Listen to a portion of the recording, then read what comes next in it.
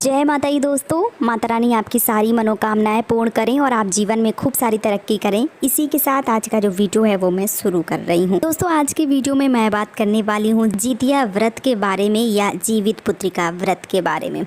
बहुत ज़्यादा महत्वपूर्ण व्रत है, बच्चे के लिए रखा जाता है। साल 2023 में कब से शुरू हो रहा है, क्योंकि ये जो व्रत है वो 3 दिन चलता है। पहला जो दिन होता है वो नहाए खाए का, दूसरा जो दिन होता है वो व्रत करने का और तीसरा जो दिन है वो पारण करने के लिए होता है।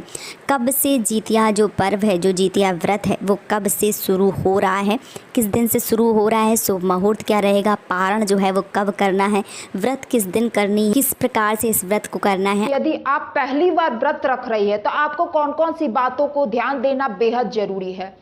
कुछ महत्वपूर्ण नियम है जिनको आपको जान लेना है। ये नियम यदि आप जान लेते हो और तब इस व्रत को करते हैं तभी आपको इस व्रत का पूरा लाभ प्राप्त होता है।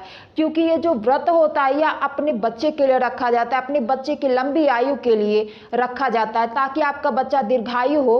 और इस व्रत को करने से आपके बच्चे पर आया हुआ संकट भी टल जाता है। तो आप ये सारे महत्वपूर्ण नियम जरूर जान ले। आपको ये बातें जानना बेहद जरूरी है इस व्रत को रखने से पहले। साथ ही यदि आपके घर में सासू माँ है तब आपको कौन सी चीज़ों को ध्यान देना है, और यदि आपके घर में सासू माँ अब नहीं रही हैं, उनका देहांत हो गया, उनकी मृत्यु हो चुकी है, तब आपको कौन कौन सी चीज़ों को ध्यान देना बेहद जरूरी है। आज के वीडियो में सारा कुछ बहुत ही डिटेल से बात जो है वो करने वाली हूँ। तो चलिए शुरू करते हैं आज का वीडियो। हिंदू धर्म में जितिया व्रत का बहुत ही महत्व बताया गया है। जितिया व्रत, जिसे जीवित पुत्रिका व्रत भी कहा जाता है, ये व्रत संतान प्राप्ति, दीर्घायु और उनके सुखमय के लिए माताओं द्वारा रखा जाने वाले व्रतों में से एक प्रमुख व्रत है। मान्यता है कि इस दिन सुहागन महिलाएं अपनी संतान की लंबी आयु, आरोग्य और सुखमय जीवन के लिए पूरा दिन निराजली व्रत करके भगवान जीमूत वाहन की पूजा करती हैं। और ये भी माना जाता है कि जो महिलाएं या जो भी माताएं अपने संतान के लिए जीवित पुत्रिका व्रत करती हैं, उनके संतानों को चारों ओर यश और कीर्ति की प्राप्ति होती है। साल 2023 में जीवित पुत्रिका व्रत जो है वो कब से प्रारंभ हो रहा है, कब नौमी तिथि पड़ रही है, कब अष्टमी तिथि पड़ रही है, कब पहला दिन नहाए खाए वाला दिन है, आइए एक नज़र जो है वो उस पर भी डाल लेते हैं। हिंदू पंचांग के अनुसार अश्विन माह के कृष्ण पक्ष की 7वीं तिथि से 9वीं तिथि तक जितिया व्रत मनाया जाता है। और जितिया व्रत शुद्ध अष्टमी तिथि को रखा जाता है, जिसका पारण 9वीं तिथि के दिन होता है। जितिया पर्व 3 दिवसीय होता है। पहला जो दिन होता है उसमें नहाए खाए वाला दिन होता है और ये सप्तमी को किया जाता है। इस दिन महिलाएं नहाने के बाद भोजन करती हैं। इस साल 2023 में सप्तमी तिथि जो है वो 5 अक्टूबर को दिन गुरुवार को प्रारंभ हो रही है और इसी दिन नहाए खाए किया जाएगा। दूसरा जो दिन है उसे खुर जितिया के नाम से जाना जाता है। और यही जो दिन होता है वो बहुत ज़्यादा विशेष दिन होता है, खास दिन होता है, क्योंकि ये दिन अष्टमी तिथि को पड़ता है। और अष्टमी तिथि को जो भी माताएं हैं व्रत रखती हैं वो पूरा निराजली पूरे 24 घंटे के लिए रात्रि में भी भोजन जल ग्रहण नहीं करती हैं और ना ही दिन में, मतलब पूरा निराजली व्रत जो है वो किया जाता है। इस साल 2023 में जो अष्टमी तिथि है वो 6 अक्टूबर को दिन शुक्रवार को है और शुद्ध अष्टमी जो तिथि आरंभ हो रही है वो इसी दिन से, यानी कि 6 अक्टूबर को शुक्रवार को सुबह 6:34 से जो अष्टमी तिथि है वो प्रारंभ हो रही है और ये शुद्ध अष्टमी है। दूसरे दिन 7 अक्टूबर दिन शनिवार को सुबह 8:08 पर ये जो तिथि है वो समाप्त हो रही है। जो तीसरा दिन है, तीसरा वाला जो दिन होता है उस दिन पारण किया जाता है और भोजन करने के बाद व्रत करना, व्रत का पारण जो है वो कहलाता है। मतलब तीसरे दिन जो भी माताएं व्रत करती हैं वो इस दिन भोजन करती हैं और पारण जो है वो करती हैं। कुल मिला के जिस दिन व्रत जो है वो खोलती हैं, भोजन करती हैं या जो भी चीज़ें खा के व्रत खोलती हैं उसको पारण जो है वो बोला जाता है। तो जो तीसरा दिन होता है वो खास करके पारण का दिन होता है। जब माताएं 24 घंटा निराजली व्रत करती हैं तो पारण अत्यंत आवश्यक होता है। बगैर पारण के इस व्रत को पूर्ण नहीं माना जाता है, इसलिए जो तीसरे दिन में है उस दिन पारण करना अत्यंत आवश्यक होता है। और तब इस महापर्व जितिया की समाप्ति जो है वो होती है जब माताएं इस व्रत का पारण कर देती हैं, भोजन ग्रहण कर लेती हैं, तब इस व्रत का जो समाप्ति है वो हो जाता है। इस साल 2023 में जो 9वीं तिथि है वो 7 अक्टूबर को दिन शनिवार को सुबह 8:08 पर शुरू हो रही है। तो 8:08 से अगर आप नहीं कर सकती हैं तो उससे पहले ही, मतलब सूर्योदय के बाद जो व्रत है उसका पारण किया जाता है। मुहूर्त की अगर मैं बात करूं तो मुहूर्त जो है वो 8:08 से है, और तो सूर्योदय के बाद 8:08 तक व्रत का पारण कर सकती हैं। इस तरीके से ये जो व्रत है वो पूरा होता है।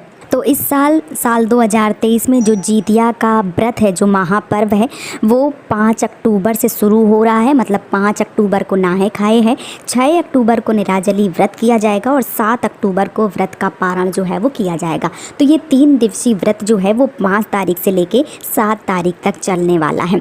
तो साल 2023 में अगर आप भी अपने पुत्र की तरक्की चाहती हैं, उनकी लंबी आयु चाहती हैं, तो आप इस व्रत को जरूर कीजिए। जीवित पुत्री का व्रत करने से सभी मनोकामनाएं पूर्ण हो जाती हैं और आपके बच्चे की आयु लंबी होती है और उनको जीवन में तरक्की जो है वो देखने को मिलती है। इसीलिए इस व्रत को किया जाता है। अगर मैं एक नज़र व्रत के महत्व पर डालूं तो धार्मिक मान्यताओं के अनुसार जीवित पुत्री का व्रत महिलाएं संतान की लंबी आयु के लिए रखती हैं। ये व्रत संतान की भलाई के लिए माताएं कठिन उपवास रखती हैं, जिससे कि उनके संतान की दीर्घायु और सुखी जीवन का वरदान की प्राप्ति हो। ऐसा माना जाता है कि अगर कोई विकट परिस्थिति से बचकर निकल जाए या फिर किसी विकट परिस्थिति से किसी के प्राण बच जाते हैं तो कहा जाता है कि उसकी माँ ने जरूर जितिया का व्रत जो है वो किया होगा। अब बात कर लेते हैं कि आपको नहाय खाए से जुड़ी जो बातें हैं वो आपको विशेष ध्यान देनी होती है। जैसे तीज के दिन हम दातुन से अपना मुंह धोते हैं, कुल्ला कर लेते हैं, तो इसमें नहीं किया जाता है। इसका नाम ही है खर जितिया। खर मतलब कुछ भी तोड़ा या काटा नहीं जाता है। आपको इस सब बात का ध्यान देना होगा। और नहाय खाए के दिन आपको कौन कौन सी चीजें जरूर बनानी चाहिए, घर में विशेषकर ध्यान देनी चाहिए, और कौन कौन सी चीजें आपको करनी है नहाय खाए के दिन। नहाय खाए के दिन विशेषकर आप तरोई का सब्जी जरूर बनाएं। इस दिन तरोई बनाना बहुत महत्व रखा जाता है। हम आपको ये फोटो डाल दे रहे हैं। तरोई अर्थात बहुत जगह इसको झिंगनी बोला जाता है, तो आप इसकी सब्जी जरूर बनाएं। इसका विशेष महत्व है।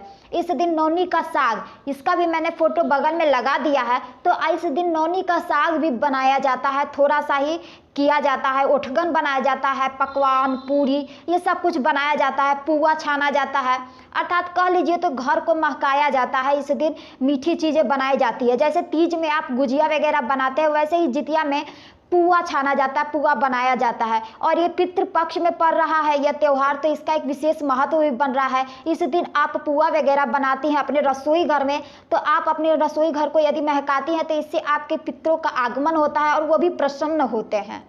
तो इस बात का आपको ध्यान देना है। साथ ही बहुत जगह तो ऐसा भी देखा जाता है कि हम मछली वगैरह भी बनाते हैं, लोग खाते हैं, इस चीज़ें भी करते हैं, और वह मछली वगैरह खाकर बाल धो लेते हैं भी, ऐसा लोग हैं। साथ ही कुछ लोग यहाँ पर जो है वो प्याज का उपयोग करते हैं, लहसुन का उपयोग करते हैं, और कुछ लोग जो है प्याज लहसुन का प्रयोग नहीं करते हैं खाने में नहाय खाए के दिन। बहुत जगह पे तो ऐसे प्याज लहसुन खाया जाता है, जैसे कि हमारे यहाँ लिया जाए तो हमारे यहाँ प्याज वगैरह प्रयोग किया जाता है, लेकिन बहुत जगह है जहाँ की प्याज लहसुन वगैरह ये सब प्रयोग नहीं किया जाता है। तो आपके घर में जो भी नियम है वो आप जरूर जान लीजिएगा। जैसे कि हमारे घर में जब तरोई की सब्जी बनती है तो उसमें नमक का प्रयोग किया जाता है। हो सकता है आपके घर में, बहुत जगह हमने सुना है कि वहाँ जो तरोई का सब्जी बनाते हैं लोग, तो नमक का प्रयोग नहीं करते हैं, बिना नमक के बनाते हैं। और ये चीज़ें भी आपको अपने घर के नियम के अनुसार जान लेना है, तभी आपको करना है। ये जरूर अपने बड़े बुजुर्ग से पूछ लीजिएगा कि आपके घर में कौन कौन सी चीज़ें की जाती है। इस बात का आपको ध्यान देना है नहाय खाए के दिन। साथ ही इस बात भी आप जरूर जान ले कि जो नहाय खाए का जो सरगही जो आप भी बनाते हैं वही सरगही किया जाता है। इस दिन आप एक चीज़ जरूर कीजिएगा, वो है जो पूरी वगैरह आप बनाती हैं तो पूरी 4 जगह पूरी अलग कर लीजिएगा जो आपने बनाया है नहाय खाए के दिन।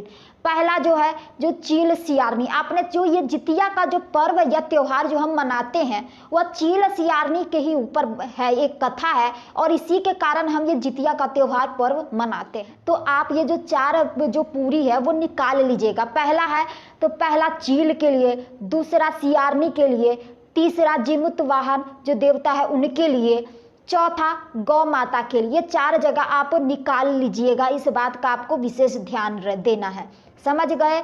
अब बात करते हैं आगे तो बहुत सारी महिलाएं होती है जो सरगही करती है, जैसे कि आप यदि तीज में आप यदि बात जानते ही हो तो तीज में तो सरगही लोग करते ही हैं, वैसे ही इसमें भी सरगही किया जाता है। इसमें सरगही विशेषकर रूप से जरूर करना चाहिए, क्योंकि ये जो होता है ये खर जितिया कहा जाता है। जितिया का ही मतलब ही है खर है। यहाँ पर खर विशेष कर ध्यान दिया जाता है कि आप उस दिन कोई गलत चीज ना करें, आप कुछ तोड़े काटे या ऐसा चीजें आप ना करें, ये विशेष कर ध्यान दिया जाता है। तो खर जितिया का ही मतलब है कि आपको बहुत चीजों को ध्यान देना है, विशेषकर सरगही आप जरूर कर लीजिएगा। बहुत जगह जो है सरगही है 12 बजे किया जाता है, और बहुत लोग महिलाएं जो होती है वह 3 बजे उठकर सरगही करती है। और इस दौरान पे जो भी आपके घर में पकवान वगैरह बने हैं वो चीज़ भी फेंका जाता है। जैसे भी आपके जितने पुत्र हैं, आपके जितने घर में बच्चे हैं, उस हिसाब से फेंका जाता है। और यह चील और सियारनी को दिया भी जाता है। ये चीज़ें यदि आपके घर में तो होती ही होंगी, सबके घर में होती है,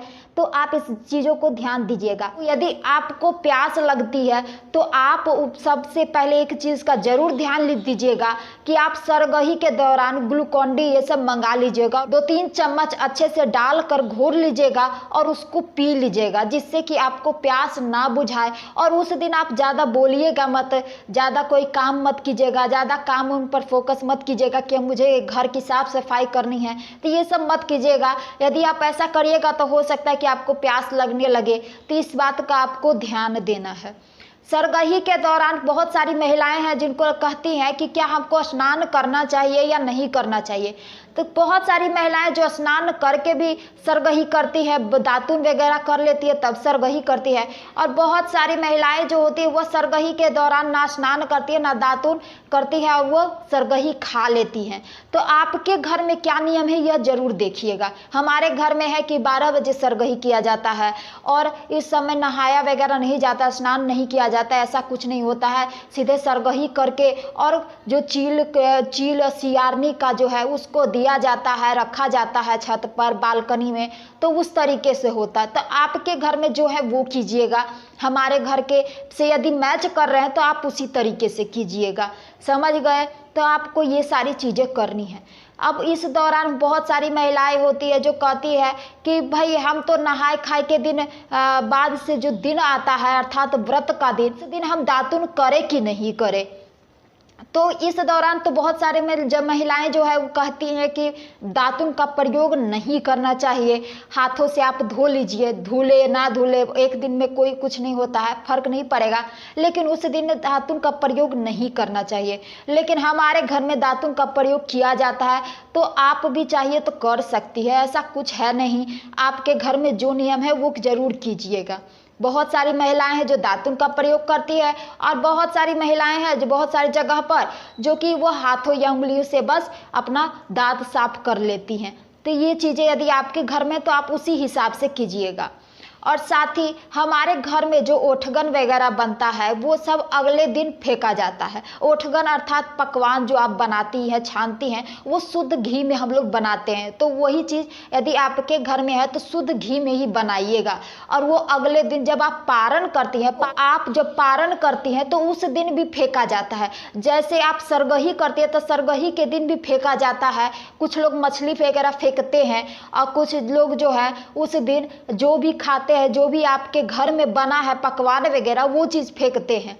कुछ दही चूड़े का भी प्रयोग करते हैं। तो आपके घर में यदि होता है तो कीजिएगा, आप अपने हिसाब से, अपने घर के नियमों का हिसाब से कीजिएगा।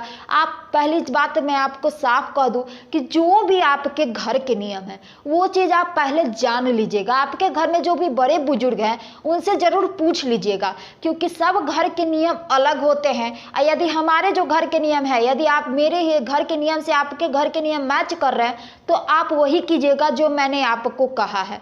नहीं तो आपके जो घर के नियम है अपने बड़े बुजुर्ग से एक बार जरूर पूछ ले, राय ले ले कि क्या उनके घर में किस तरह से की जाती है। मछली से किया जाता है, मछली लोग खाते हैं नहाए खाए के दिन, और कुछ लोग नहीं भी खाते हैं, तो वो सारे अपने घर के नियम के अनुसार ही कीजिएगा, इस बात का ध्यान दीजिएगा। तो जैसे आप सरगही के दौरान आप खाते हैं वही चीज़ चील और सियारनी को दिया जाता है, वैसे ही पारण के दिन ओठगन वगैरह फेंका जाता है, दिया जाता है। और जो नौनी का साग होता है वह निगला जाता है दूध के साथ। आपके घर में दूध है तो दूध के साथ ही निगलिएगा 2 बार 3 बार, ऐसे तो 5 बार का है कि 5 बार आपको जरूर निगल लेना है मुंह में, उसको चबाना नहीं है, उसको निगल लेना है दूध के माध्यम से। इस चीज़ को आपको ध्यान देना है और उसके बाद ही पारण किया जाता है। पहले चील और सियारनी को देने के बाद ही आप पारण करते हो, कुछ खाते हो पीते हो। और इस बात का भी ध्यान दीजिएगा कि नहाय खाए के दिन ज़्यादा ऑयली चीज़ मत खाइएगा। ऑयली चीज़ खाइएगा तो हो सकता है कि आपकी तबीयत बिगड़ जाए, आपको प्यास ज़्यादा लगे, क्योंकि ऑयली चीज़ खाने के बाद ना प्यास बहुत ज़्यादा लगती है। तो ये चीज़ भी आपको ध्यान देनी है यदि आप इस व्रत को पहली बार कर रही हैं। अब बात करते हैं कि जिनकी सास है, उनके घर में जिनकी सास अभी हैं, उनको क्या चीज़ें करनी है। तो यदि आपके घर में अभी सास है तो आप कोई भी चीज़ दान मत कीजिएगा। जैसे कि बहुत सारी चीज़ें, जैसे वो चावल, दाल, जो भी चीज़ें आपके घर में है, अचार, नमक, वो सारी चीज़ें दान, कुछ भी आप दान कर सकती है। तो वो सब चीज़ें आप दान नहीं कीजिएगा, क्योंकि आपके घर में अभी सास, आपके बड़े अभी हैं।